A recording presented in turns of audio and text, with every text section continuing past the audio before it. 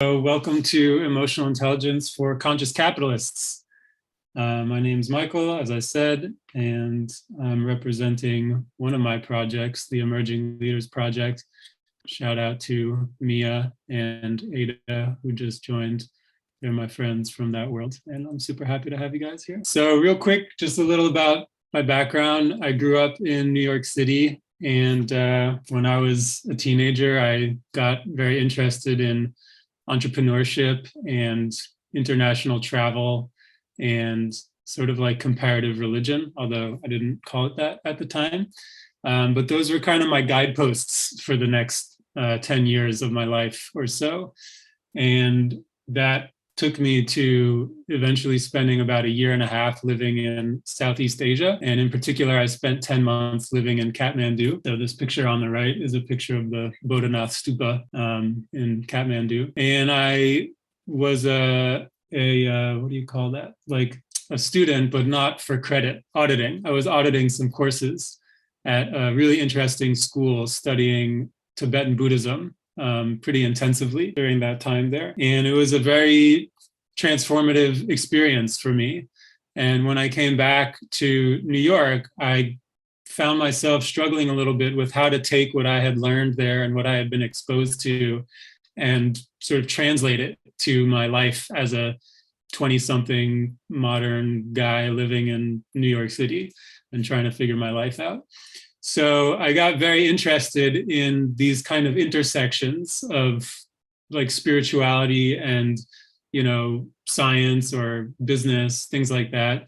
And I was really fascinated with this question of how can we leverage the best of all these different types of human wisdom to realize our full potential, both as individuals, but also collectively.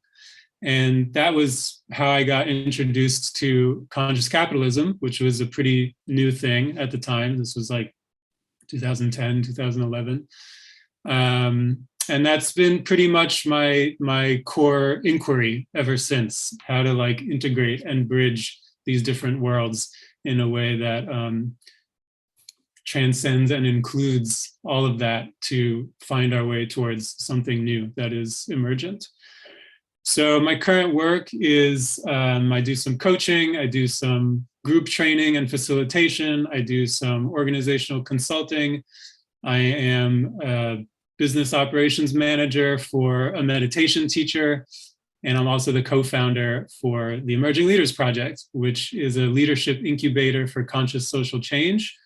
And we're really all about building community right at the intersection of personal and social transformation. So that's my spiel about me. And just to give us a little bit of an orientation to how we'll spend our time today, I'm going to just wrap up our little welcome and intro session here in a minute. Then we'll break out and do kind of like a small group check-in process. Then I'm going to guide us through a self-reflection activity. Should take around 20 minutes or so. So if you have a pen and paper nearby, that'll probably be helpful. If that's not available to you for whatever reason, like say you're in a car, for example, that's fine. Just let the process be kind of a, you know, visualization, contemplation kind of experience, all good. Then I'm going to do a little bit of like framing, conceptual presentation stuff with some slides, and then I'll open it up for hopefully the last 20 minutes or so and just have a conversation. I know there's a lot of really smart, creative, passionate people here, so I want to make sure we get to hear from a few folks as well. So that's that. And I want to also just include as part of our welcome a brief land acknowledgement. And I wonder if anybody might feel like they want to come on and read this for us.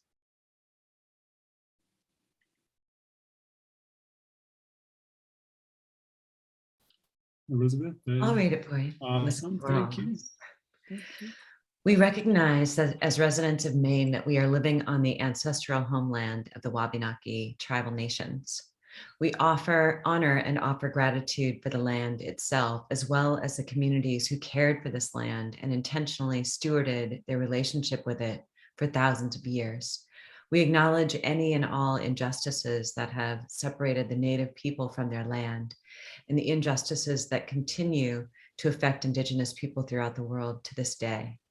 We hold hope that their wisdom as the original protectors of Mother Earth may light our way forward, which was adopted from We Heal for All. Thank you. I'm aware that not everybody here actually lives in Maine. So if you want to acknowledge the land that you are on, I welcome you to do that in the chat as well. So, okay, thanks for hanging with me through that little intro. We're gonna go into breakouts for the next 10 minutes or so. And the question is, how do you see the relationship between emotional intelligence and conscious capitalism? So I always enjoy people's faces after breakout rooms. So I'm just taking that in. Yeah, I'd love to just do a little harvest for like the next few minutes. So I invite folks to share whatever they got out of that little conversation in the chat.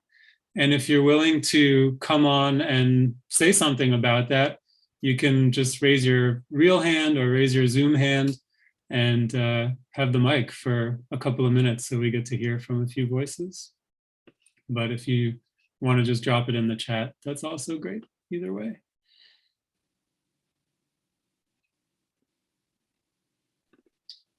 I'm happy to kick us off. Awesome, thank you. I was with Marshall, and we were talking about the when I first came into the main room, you were mentioning systems, and I had articulated emotional intelligence as being the perception of the individual human system within the greater system of the business, the organization, the culture, the capitalism in general. And he made a really great comment, and Marshall, make sure that I'm putting words in your mouth or misarticulating, that emotional intelligence is about that human element, that that direct connection.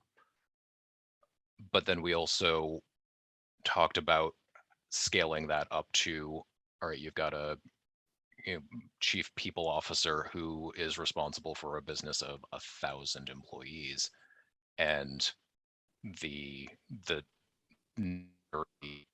abstraction layers of applying emotional intelligence on that large scale. Awesome. Thank you. I'd be happy to quickly elaborate, Michael, if it's okay. Sure, go ahead. Then we'll come to you, Elise. Oh, I'm sorry, Elise. Matthew, I think that was a good recap. My observation is that people are very different in terrific ways. Matthew, I quickly gauged, has a very analytical mind. My mind tends to work a little bit differently, and I think it was really nice and complimentary. And for me, it was just a discussion about being able to put yourself in someone else's shoes and try to see a situation from their perspective, and bringing empathy to everything we do, including business and capitalism. So, Matthew, thanks for sharing, and you did not put words in my mouth at all. It's a good recap. Thanks, Marshall. Yeah, go ahead, Elise. Yeah, I was talking with Adam and Susan said something that really resonated and similar to Matthew. I'm going to attempt to not put words in her mouth. But we sort of equated the emotional intelligence component to something that is more internal and specific to an individual, with the conscious capitalism piece being sort of an outward reflection of that emotional intelligence of an individual. And I thought that was a nice connection. Beautiful. Thank you. We can take like one or two more, maybe, if people want to jump in. Well, Kaya and I had an interesting conversation. So I actually used to be the chief people officer for a 9,000 person organization. So I can speak to this from that point of view. And I struggle with concepts like EQ in the corporate space because sometimes I feel like they get misused as more of a kind of gaslight of not having emotions versus being able to articulate the emotions and understand and appreciate the emotions that you do have. And, you know, the gap for me has been in equipping leaders to understand and appreciate that they have the emotions. So I had this kind of mixed feeling about EQ. Resiliency is another example. It also comes from a place of privilege as well, because, you know, there's trauma-informed ways of managing emotions that I think need to be considered. So I'm a little mixed on the concept personally. Yeah, I appreciate that. As much as emotional intelligence and conscious capitalism are, in my opinion, really powerful and necessary fields of, you know, study and practice, I think there's a lot of really important questions that kind of orbit around them as well. And I think you're pointing to some of those for sure. Yeah, let's do one more before we have to keep going.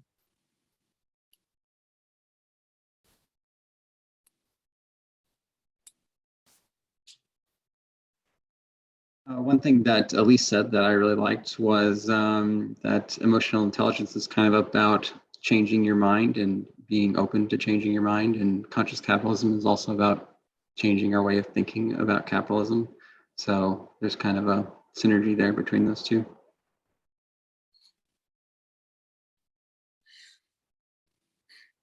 Great, thanks.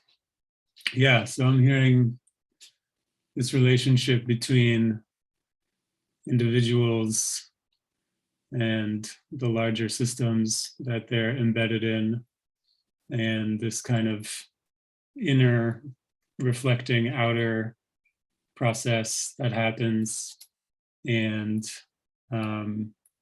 how we yeah, how these ideas change at these different scales, and how we might kind of do that translation or bridge building to make them accessible and relevant, depending on what context we're talking about. So yeah, that all resonates for me, and we'll come back to some of that stuff towards the end again. All right, well, thank you for sharing those nuggets of your breakouts. Now I want to lead us through a little self-reflection activity. So to start, we're going to do just a short like meditation practice, like a body scan, just a few minutes. And then we'll go right into the sort of like little journaling prompts. Okay, so for this, I invite you to just get comfortable.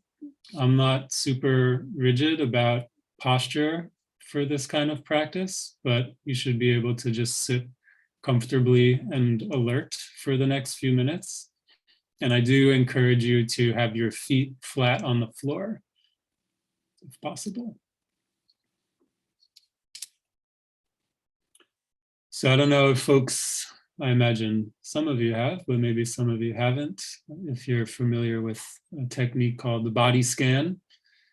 And I think it's a really great emotional intelligence practice, because how we know we're feeling an emotion is that it registers somehow in our body. So the more we can develop somatic awareness, the more access we'll be able to have to working with the emotions that we experience as they show up. So let's start with maybe just a breath or two, in whatever way feels good for you. And by the way, at any point during this exercise, if anything feels uncomfortable or like not nourishing for you, feel free to opt out and do something else that feels more nourishing for you. So as a first step, just direct your attention to the contact between your feet and the floor.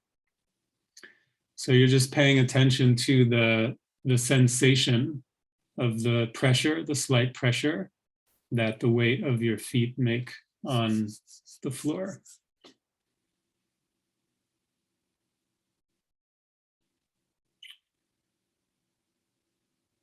And from there, we'll just slowly move our attention up, noticing sensations in the ankles and the calves and shins, up into the knees,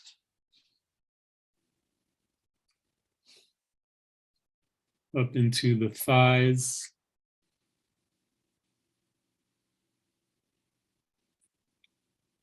and up into the hips and the pelvis. And as you're going, just notice if there are some areas where it's easier to notice sensations or harder to notice sensations, or some places have a lot going on, other places feel like there's not as much happening there. That's all fine. We're just being curious and noticing.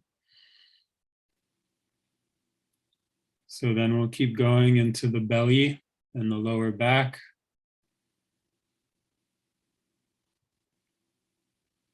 Up into the solar plexus and the ribs, the mid-back, the heart, chest, upper back.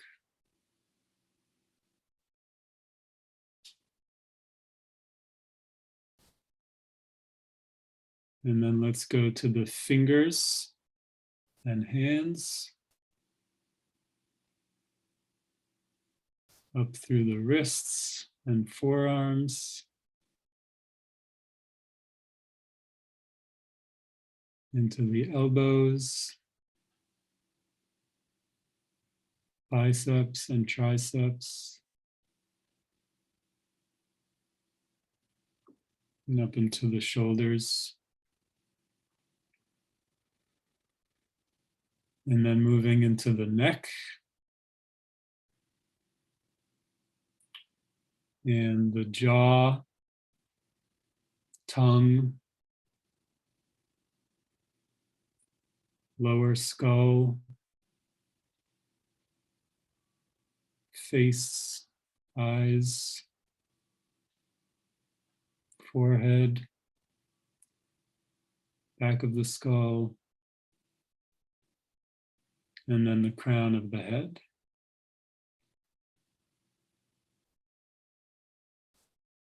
And here at the end, for a moment, see if you can become aware of the body as a whole. So not toggling between parts, but taking in the whole field of sensation, the felt sense of the entire body as a unified whole.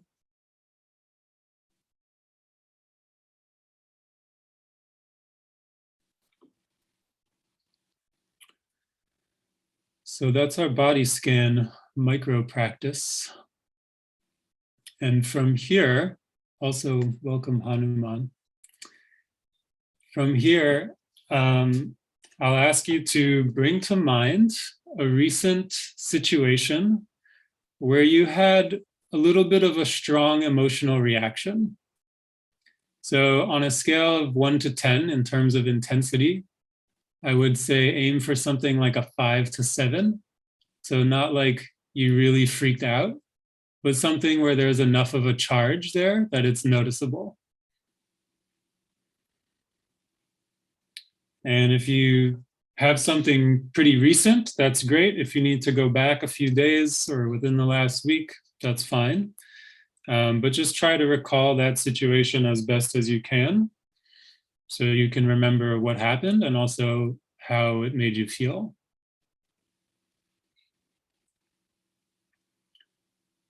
So I'm going to share my screen, which has some of these prompts on it, and I'll also guide us verbally as well. So when you think about this situation, first just observe what actually happened,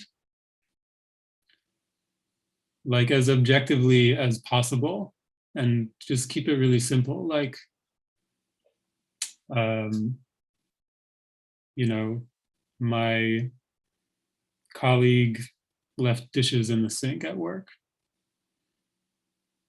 whatever. Something that is observable to others, not something that's going on in your mind. So just real simple, what happened? And then see if you can inquire into what you felt in your body. So as you even bring it to mind now, you might notice some sensations in your body as well. So either one is fine. If you remember how you felt then, or you notice something coming up for you right now as you think about it, both of those are valid and interesting. And along with those sensations, what emotions were coming up? Were you angry? Were you sad? Were you afraid? Were you confused? So again, just keep it simple. Just notice what you notice.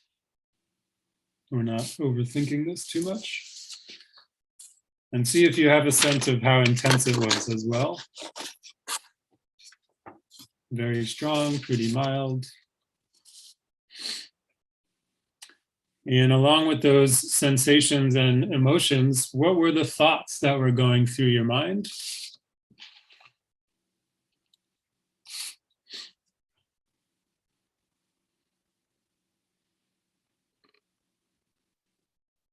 Were you thinking, oh, I hate when this person does that? Or were you thinking, oh, I messed up again? Or were you thinking,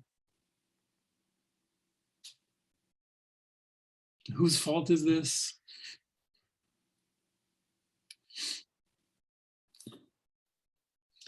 And then notice, with all of this going on internally, what did that make you want to do?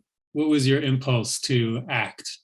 Even if you didn't do that thing, what arose in you as an impulse towards behavior, towards action?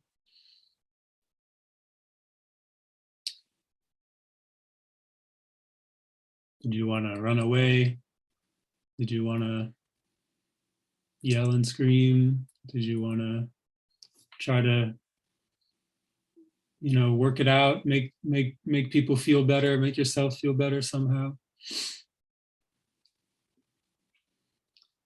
And then finally, just consider how long this emotional reaction lasted for. Was it just a few seconds? Was it a few minutes? Was it a few hours? Was it like a week later when finally you realized that you were still angry about that thing that happened a week ago and you didn't even recognize it? It's all fine. No judgment here.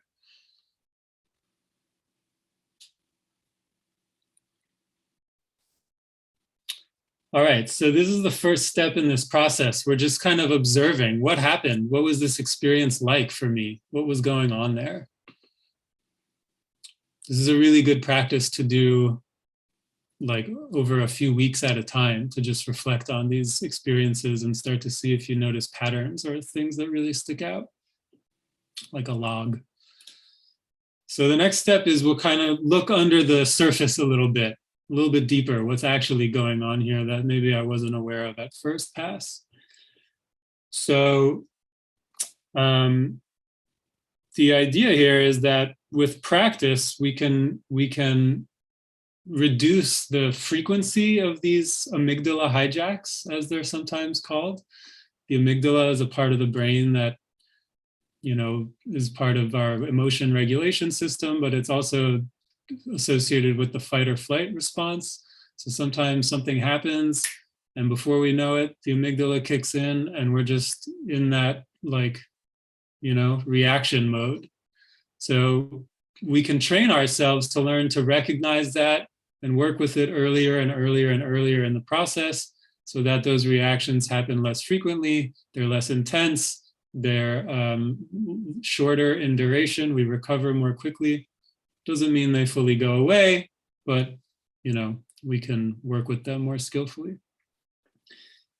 So look at those thoughts that you observed in the first step and see if you notice any stories happening there, any interpretations that you're making about the event. Like, how are you making meaning out of this situation? Are you interpreting it in a way of like somebody did something to you? Are you interpreting it in terms of like it means something about who you are as a person? Are you interpreting it like something is wrong with this whole situation?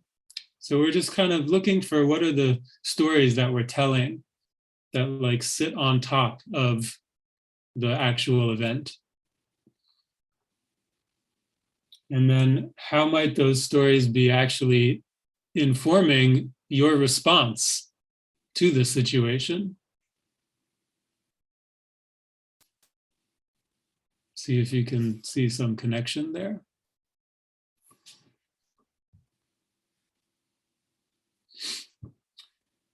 And then if you look a little bit more closely at those thoughts and those feelings that you observed in the first step, see if you can identify a need that's underneath that, that's maybe not feeling sufficiently met for you in that moment.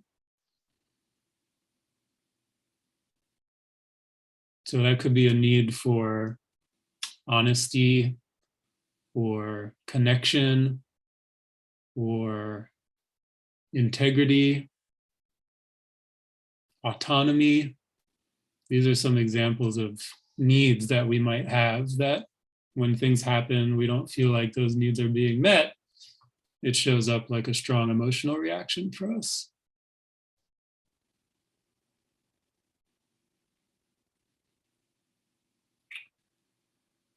And then finally, I'm going to draw on Marshall's comment earlier. See if you can sort of put yourself in the other person's shoes. I'm assuming there's another person involved in your situation here. And just be curious about what might have been going on for them. What does this look like from their perspective? What might they have been thinking or feeling? Or what stories might have been going through their mind? How were they making sense of the situation? One really powerful question I like is, what must be happening for this person for them to think or feel or act this way? If I really like disagree with something or can't understand where somebody's coming from, it's like, what must be going on for them? What must their reality be like for that to be how they're showing up? That's a good way to tap into some empathy. And then as you explore that, just see if that shifts anything in your own experience of how you're making sense of the situation or how you're relating to this other person. Often when I do this practice, I notice something in me kind of softens and relaxes a little bit. I have a little more space.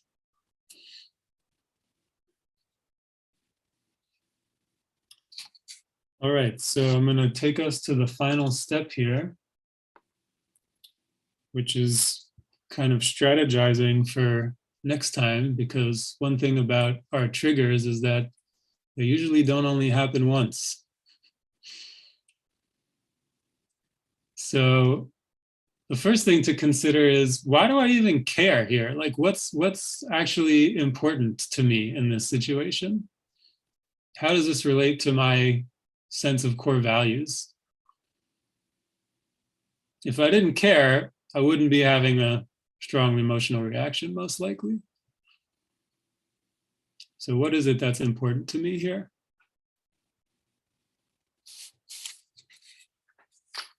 And you might, depending on your situation, this might be an interesting place to consider, like, you know, what does it mean to be a conscious capitalist or a conscious leader?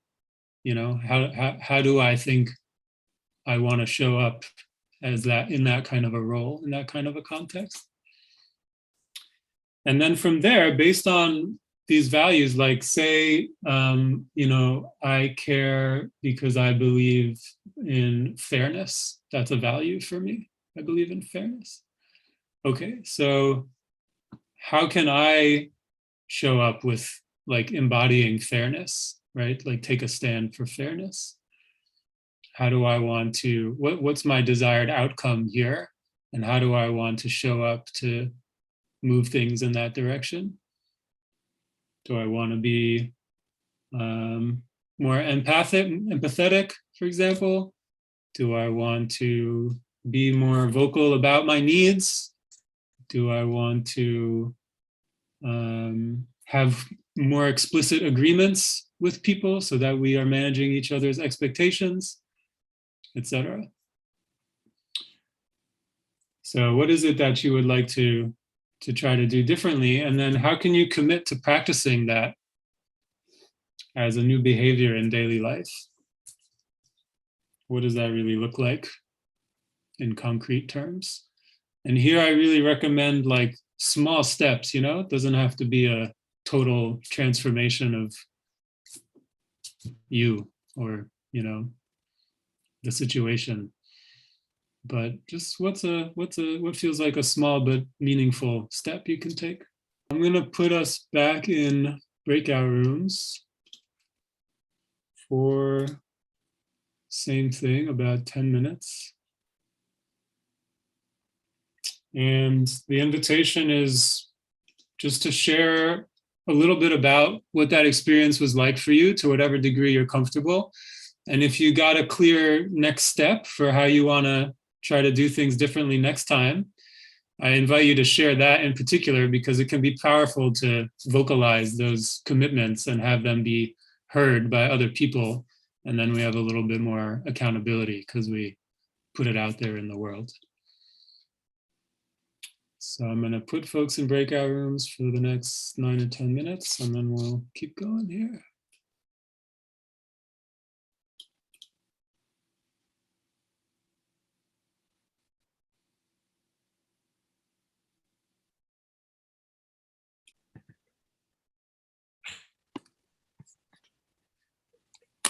Welcome back.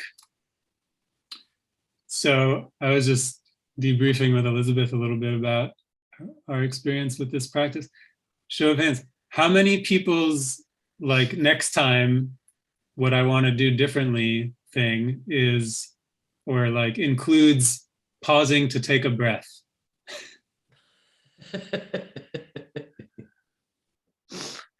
Yeah.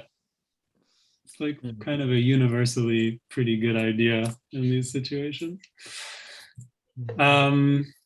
Well, I would love to hear a couple of shares, either from your experience of the exercise or from the breakout that you just had. Yeah, whatever's alive for folks. Let's have a little harvest time for a few minutes.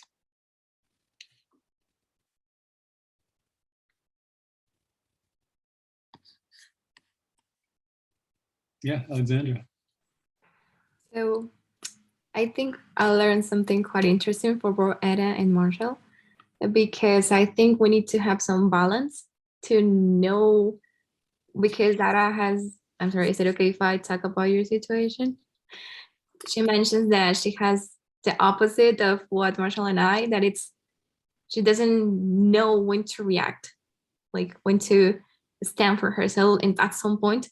And then Marshall and I were like, we need to step back so that we can analyze properly how to react with no harm feelings or anything related. So I think we need to find this balance between knowing how to address properly or personal or business or anything in our life situations, so that anything that we do can result from the best outcome possible. So we need to find that, again, that perfect balance about how we react. Yeah, beautiful. Thanks, Yeah, Alexandra. I'll add to that I think, the reflection for me was just how much I've prioritized being a conscious citizen, and ignoring my own personal needs. And so I think this activity is bringing me closer to the center of this, and saying actually, honoring your own personal needs is also part of building that emotional intelligence and your ability to serve others more consciously, I guess. Great point. Yeah, thank you both. Can I add something too? Something I've learned over the years is how to, like Michael, when you were talking about taking a breath after a reaction or a feeling, mine has turned into, over the years of practice, it is kind of a breath, but it's more of a listen, and I stop and I listen to my intuition. I've learned how to hear what's really going on inside, just by going quiet for a minute and trying to push away the emotion or the assessment of a situation, and sort of just invoke sort of some way of being able to hear what's really going on here, and how can you move forward in love, or in just acceptance of what is. That's what's helped me. And then it helps you become better with dealing with situations. That's what's helped me anyway. Yeah, that's some powerful language, all of what you just mentioned in terms of listening and accepting what is, moving forward with love. Yeah, that's beautiful. Thank you. Michael, So can I I'm just- going, oh yeah, go ahead, Marshall. Go ahead. From a practical standpoint, I just have to say the behavior step was a really cool piece of this today. I'm glad you shared that, and I'm excited to work on it, because I think a lot of times we're like, I'm feeling this, but the why, like why, okay, stop for a second, and why am I reacting this way? And then you can get to like that root and start to dig deeper. So that step was really cool. I'm glad that you shared that. Yeah, awesome. Thanks for that. Right, so I'm going to zoom out a little bit now and go through a few slides with you that, that I hope will communicate some of my own perspective on this topic. Can you guys see that? Yeah, okay, cool.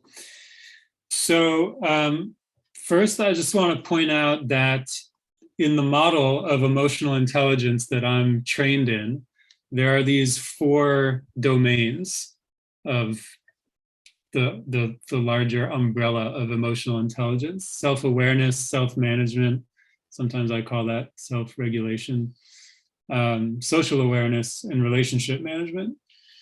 And I think it's quite interesting to compare that to the 4 tenets of conscious capitalism, because they really sort of mirror each other. And I think this gets back to some of the comments people were sharing at the beginning about, the me and the we and the organization, or the kind of inner and the outer.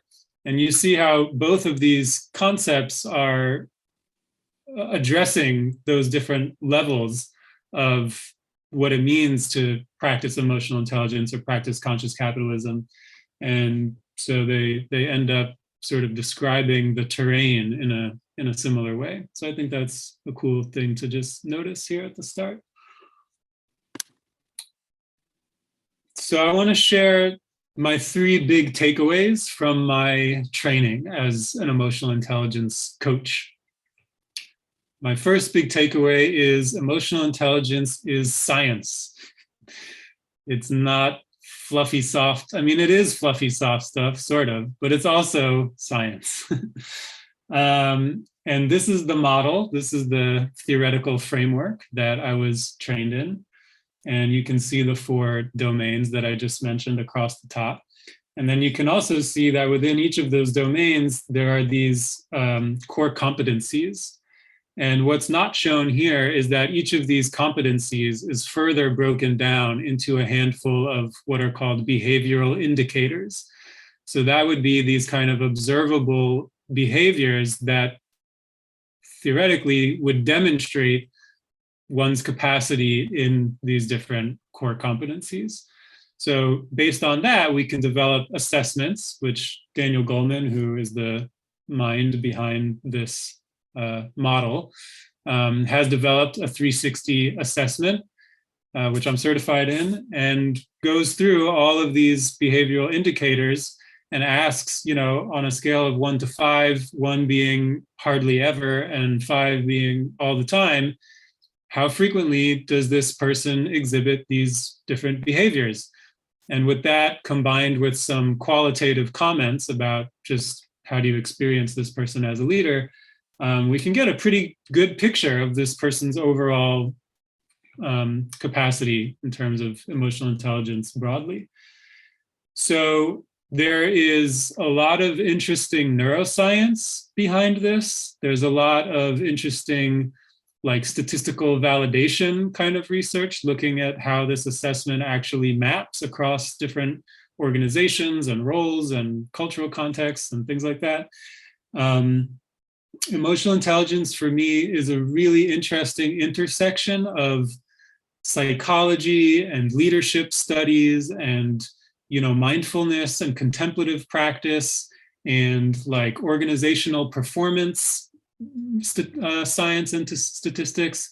So I think emotional intelligence as a field of inquiry, like a field of research and these kind of emerging practices, is an amazing bridge between the very practical and the very profound. And that is one of the things I really appreciate about it. The second big takeaway that I got from this training was that these skills are learnable. They are not things that we're just born with and either have or don't have. We can train them just the same way like we can train our physical body. We can learn these skills. We can practice them deliberately. We can get feedback and support from other people, and we can grow. We can become more emotionally fit. We can train our mind the same way we train our physical bodies. And we see interesting changes, not only in people's psychology, but even down to the level of our neurobiology, like the literal structure of our brain changes over time with consistent practice and can be measured. So that's pretty interesting and pretty powerful to keep in mind. The third big takeaway from my training is that we really don't know what the hell is going on most of the time. So a lot of my training as a coach is about how to get beneath the surface of what my clients are aware of to help them discover the deeper drivers that are creating the results in their life that they can look at and say to themselves, these are not the results I'm wanting right now. So maybe I should try to figure out how to do something differently. And once we understand that we're only conscious of like a fraction of what's driving our experience, you know, A, that's pretty humbling. And B, it puts us in a position of then hopefully being really curious about where do we go from there? How do we work with this stuff? So this concept of habits of mind are things like, like our values or like our beliefs or our stories about like, who am I? What is my relationship with this world? What am I supposed to be doing with my time in this life? Like all of these kind of meta narratives that we have, these mental models, these implicit ways of making sense and making meaning of our experience. All of that stuff is deeply impacting how we show up, how we behave, how we interact with people all the time, but most of it is operating outside of our conscious awareness. So why I think that's so important is because we are living at what I would argue is possibly the most critical time in human history. It is so just, it's hard to accurately describe all of what's going on in the world these days. But one hopefully simple way of thinking about it is with this model, the two loops model that I'm sourcing from an amazing organization called the Berkana Institute.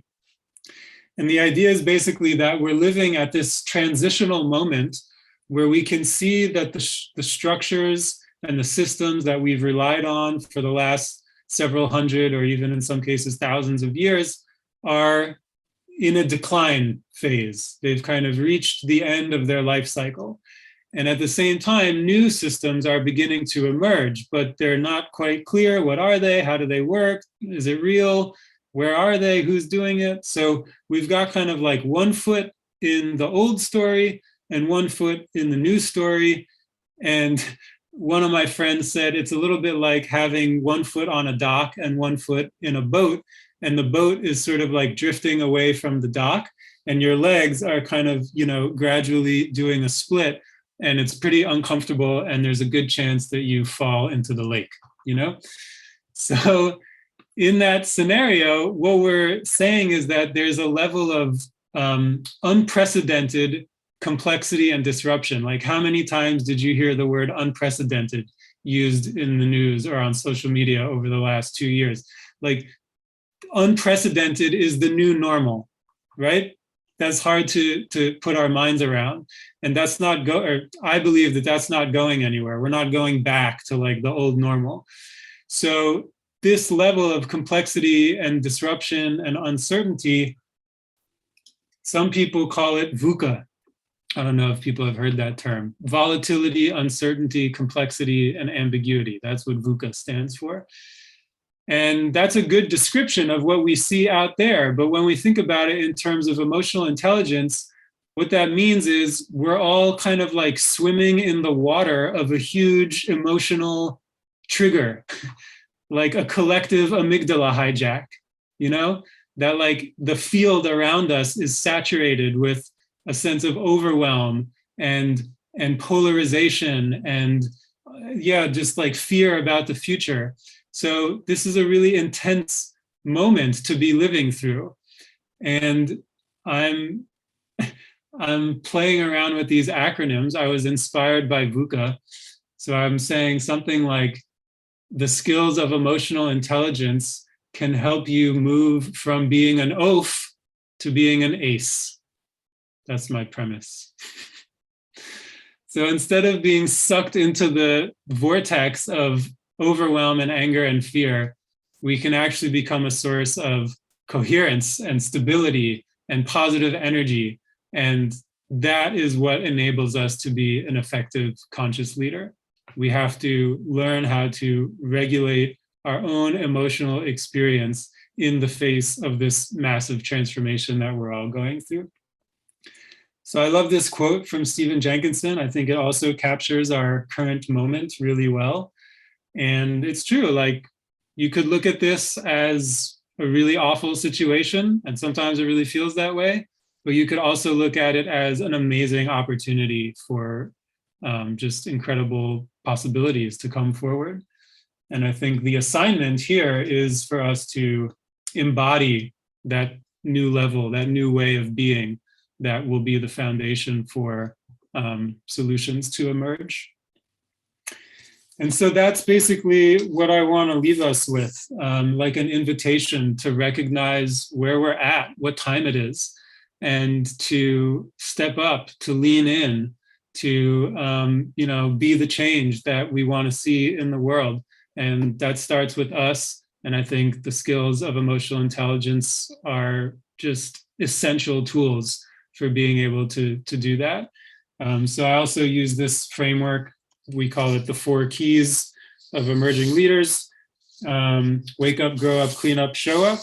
What I mean by that is wake up to this moment, the reality of where we are with, like a clear-eyed view of the challenges, but also a really lighthearted, optimistic approach to the possibilities, because we're at our best when we're coming from that place, not when we're like emotionally shut down. So moving beyond tragedy and doom, but still acknowledging that there's a lot of grief and suffering that is real, and we need to, accept what is, as somebody said before. Growing up means to, consciously practice these skills to become mature, responsible adults who can embrace these increasing levels of complexity with deeper and deeper levels of empathy. Cleaning up, meaning, we've inherited some big messes. I'm sure we've also created some, hopefully not as big messes in our own lives. So we got to take responsibility for that. We got to make amends, and we got to acknowledge that we all have shadows. We all have blind spots. And so let's stay humble, and let's give each other the support and accountability that we need to heal, to heal and to integrate those wounds and offer our gifts. And then finally showing up. Yeah, basically what I said, like this is the time. I am assuming that if you're on this call, this Zoom call, then you have heard the call, the larger call that I'm referring to here. And, we're at a tipping point, and which way we tip is up to us. So we got to transform our tendencies toward selfishness and greed and aggression, and we got to unlock our tendencies towards wisdom and compassion and creativity. So that's it for that. I'm gonna turn this off. And yeah, just open it up here for the last 10 minutes or so. I'm free to go a few minutes over, but I also want to honor time commitments. So if people need to drop, that's totally fine. But yeah, I would love to hear people's response to this invitation to prioritize our own personal work as a non-negotiable aspect of being a conscious capitalist, or whatever else is alive for you right now. And thank you for going with me on that little journey.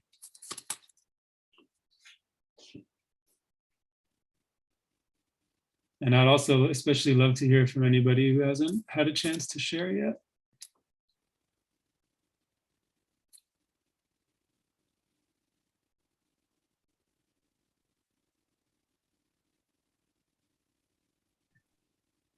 I'll go, Michael, even though I'm kind of behind the scenes with you here. First of all, I love how you applied the 4 tenets of emotional intelligence with conscious capitalism. I thought that was really beautiful. And I think your whole journey and just what you've noticed to be important and how you've applied this into your teachings is really brilliant. And what I think was most important about it for me is just your visuals, but then your way of sharing about how we're connecting really with our hearts, right? And I'm not so much an emerging leader at this stage in my life, but always emerging, I would say, as a human. And I think that image always for me of the iceberg, that place for us of pausing, and is really that opportunity, because every one of us have that iceberg underneath the surface of whatever it is that's going on, whether it's our chatter that goes on and self-talk, or whether it's chat, and it may not be our own self-talk, it might be chatter about what we think other people might be thinking. My brain goes there a lot. And that worthy exploration, when we take pause, whether it be on our own and going through that beautiful process that you took us through, or with our friends or with experts that can, help us on this journey, I think is really important, that we are committed to it. to doing that further exploration and taking the time to bring this work into the way of being that we will all expect one another to connect in the future, in the not too near distant future. And pretty soon it won't be acceptable not to communicate anymore. And I'm looking forward to that day. So thank you for your work, Michael. Thanks, Elizabeth.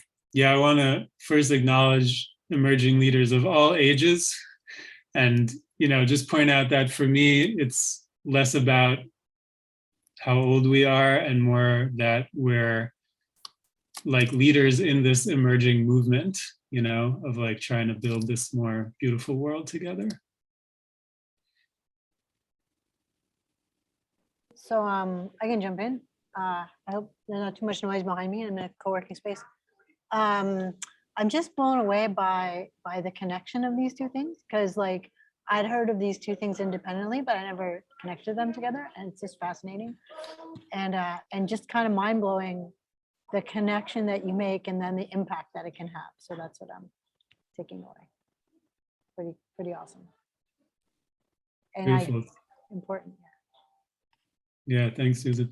I think I was having one of my behind the scenes chats with Elizabeth when I said something like emotional intelligence and conscious capitalism need each other.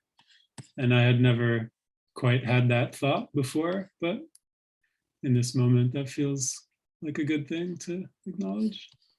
They seem kind of interconnected. Right.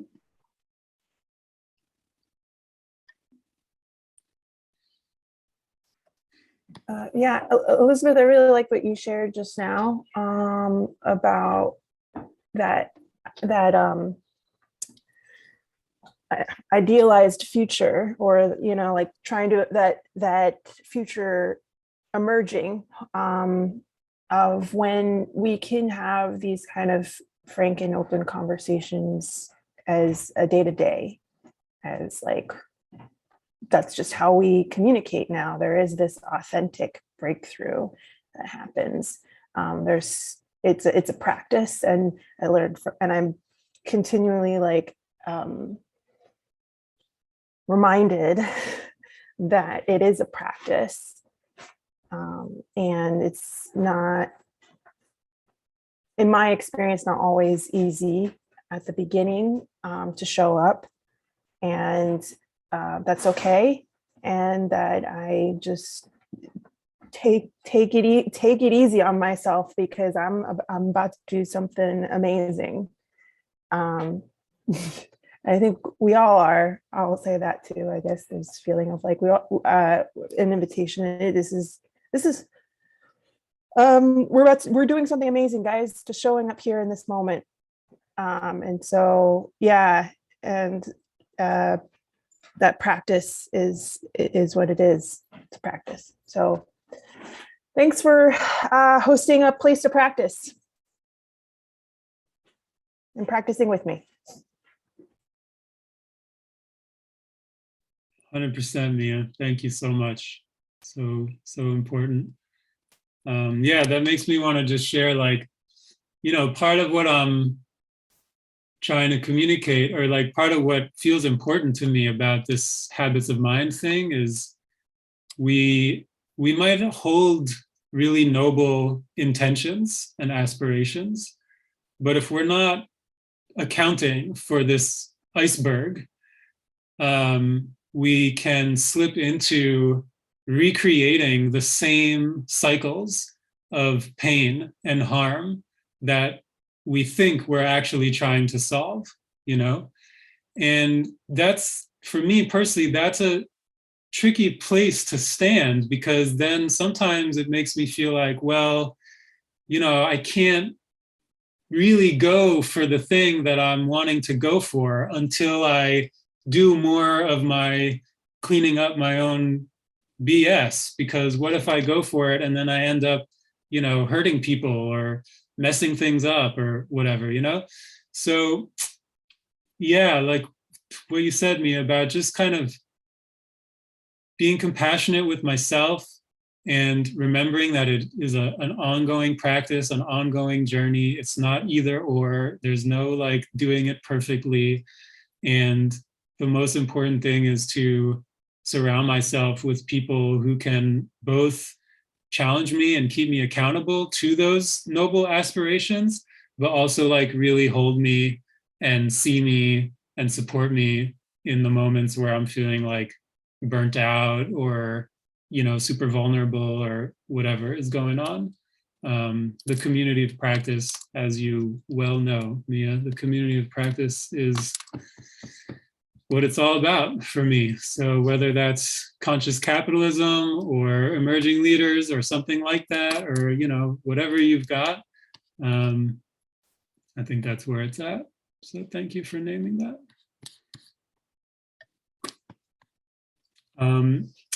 Kaya and Ray, I am curious. I don't want to put any undue pressure on you, but if you've got anything floating around, I would love to invite that. I completely agree with your joining of emotional intelligence and conscious capitalism. And I also see it in the world of DEI and kind of changing the lens you look through to try to discover your unconscious biases too. So that's some of the things when you talked about, like one of the slides had the heroic part. It's like, what are they thinking that you don't realize they're thinking? So it always helps create the empathy looking at it through that lens. Yeah, and the DEI field is obviously such a clear example of how these collective structures and, you know, intergenerational patterns just live in us in such deep ways. It can be really hard to recognize in ourselves, but such important work to do that. Thank you. Yeah, thank you so much for inviting me to come to this, and I really enjoyed the breakouts to chat with folks. I kind of swoop about in the EI world, and this is my first introduction to conscious capitalism, and I found it really engaging, and your presentation was inspiring and also empowering, you know, really having practices to see what's going on in this moment, being interactive with others, and then really feeling into like going from this state to one that feels more connected and feels powerful. And I love doing that with people who feel whole and, you know, accept each other and want others to be whole too, so, and authentic. And I think that's where these two pieces come together. Now, how do we do that in the world, in DEI and in even just as I see sort of restorative practices coming along, you know, learning how to do these things skillfully, what does it, because everything can go a little wobbly without community and without training and deep understanding. And they all come together, you know, they all help support each other to move down this new path. So just really happy to be here with all of you. Thank you. Thanks, Kaya. Yeah, I'm so happy that you were able to join. Thank you so much for coming. So it's 1:31, and I just want to, since Kaya mentioned the practices too, that reminded me that, you know, what I shared with you guys today was really like a distilled, concentrated version of some practices that can be much more spacious and unfold in a more like nuanced way and things like that. So if people are curious about any of those practices or any resources related to emotional intelligence in general, please feel free to email me. I'm gonna just put my email in the chat here. And Michael, I have to hop. Thank you so much. Yeah, well, let's wrap right here. I'm gonna stop recording. Yeah, thank you, Elizabeth, for co-hosting this Thanks, with me. everybody. Yeah, Have a great thanks, day. everybody.